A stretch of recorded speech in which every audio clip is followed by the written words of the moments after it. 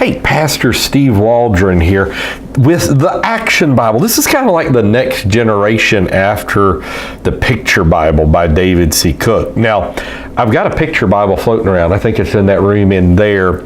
And I haven't sat and compared them yet. I don't know if this is just a bigger Picture Bible. It doesn't look like it to me. The Picture Bible came out in like 1978. And man, I knew when it came out. And I say when it came out, I started working in Christian book selling in '87. But I was like, this is going to be a big seller. It was a big seller. This guy who did this is Sergio Corello, who worked for Marvel and DC Comics and then attended the Joe Kubert School of Cartoon Graphic Art, which, I was raised in a comic book household. My brother ran the Atlanta Comics and Fantasy Fair, Lamar Waldron. So, like when I hear Joe Kubert, I'm like, whoa, dude. So this is what you got in here. Now, we're going to read some of it as well. So this kind of goes back in a long line of biblical illustrations. You had Gustave Doré in the 1800s who would illustrate absolutely fantastic. I think even non-Christians buy his stuff and buy framed artwork. Just incredible. Warner Sallman was another incredible biblical artist. And then Ron DiCiani for Dayspring. Just some moving, amazing stuff. I'm sure there's many, many others. Going back to Michelangelo, Leonardo da Vinci. I've actually got their family Bible, the Michelangelo and Leonardo da Vinci family Bible I want to do a comparison of one day. But let's just say, oh God, please help me. How is this your plan? This is Joseph. And it tells you it's based on Genesis 39, 1 through 20. So Jacob's favorite son became the slave of Potiphar, captain of the king's guard. But Joseph did not beg for pity. He puts his trust in God and holds his head proudly. And then we've got the wicked Potiphar's wife looking at the well-favored Joseph. Look through all that. Just amazing stuff. So I don't think that's, reading what we just read, I don't think it's like the Living Bible or the Message or some other kind of paraphrasey type Bible. I think it's more like a Bible storybook. Now, it is funny to me that people, for 100 plus years, Bible storybooks were considered just part of the Christian tradition, and people use Bible storybooks.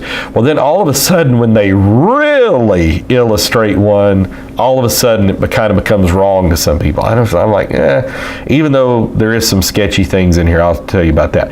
It did win a Medallion of Excellent Christian Book Award, so it did win a gold medallion.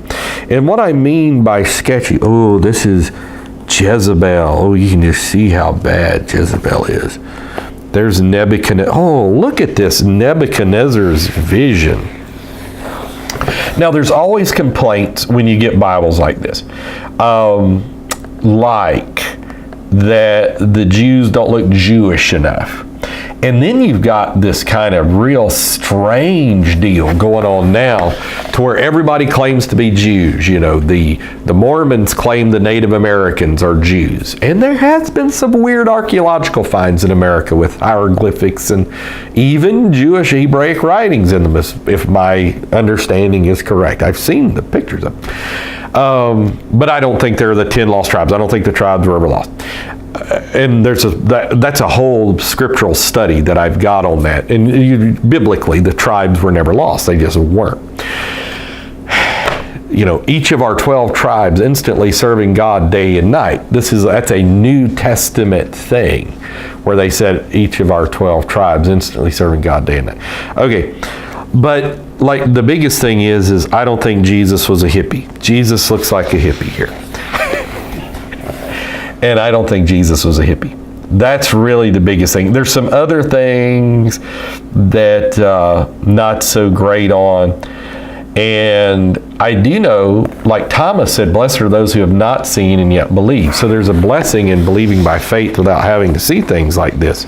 And the only picture of Jesus is in the Bible. I know, like Gail Riplinger's come out with a very good, I've read the book and it was really good.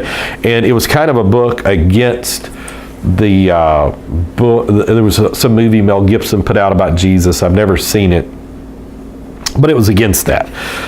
So let's see, Ephesian mob. This is them burning their books. You know, now Christians are all for education and learning. The entrance of thy word giveth light and understanding to the simple. But at the same time, I mean, these were bad books. These were divination books and stuff like witchcraft, magical arts kind of books. And that's the reason they burnt those. They weren't just burning books of learning.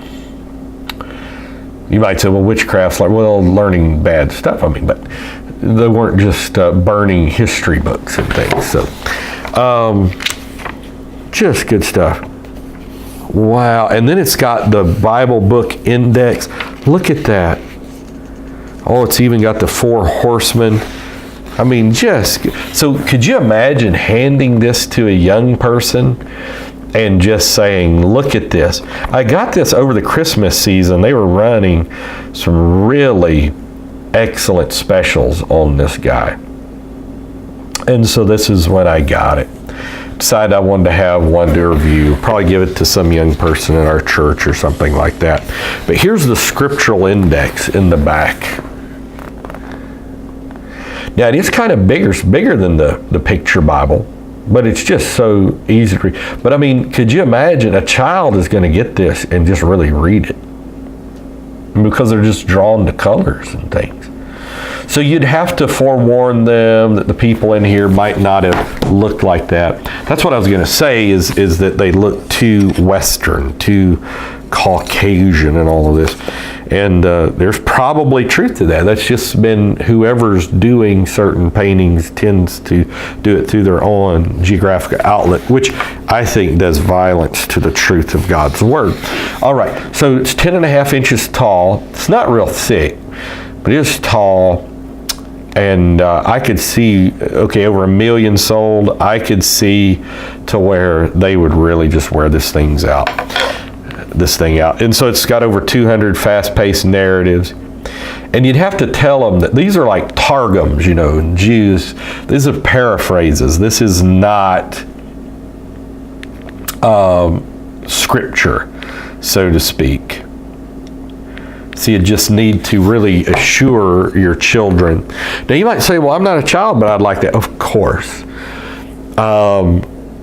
Bible storybooks did me a lot of good when I first got saved. When I was born again of water and spirit, I would read Bible storybooks. I was in college, Bible college, reading Bible storybooks because I didn't have that biblical background and foundation. So I've been asked like a few times to do a review on it, so I was glad I found this at a really good price to do a review. So the Action Bible, what can I say? Look at this. I mean, the golden cat, or is that Elijah? I don't know. I didn't take a look at it. I'll let you look at it. But just amazing stuff. So I'm glad Sergio Carrillo was using his gifts. I had a friend, UPC minister, Bob G. Adricich. What an amazing artist he is. And hope he uses his talents for God too, like this. He probably does. So God bless. Talk with you later in Jesus' name.